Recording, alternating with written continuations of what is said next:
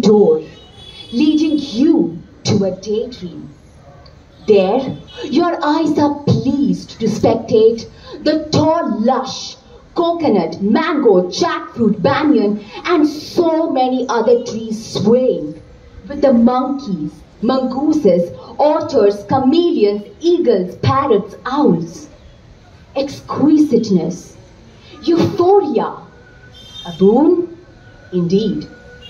Warm greetings and salutations. I'm Priya Kavi from Class 10 of Little Flower of Jesus High School, and I'm here to express my views on the topic Importance of Preserving Village Biodiversity.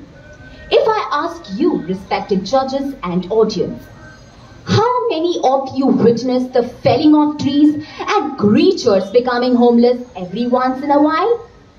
I bet all hands would be up. The unfortunate, gory truth is, our very own Calangute, the land of sand and sun, is roaring with deteriorating biodiversities. Thus, it's the need of the hour to preserve this precious treasure.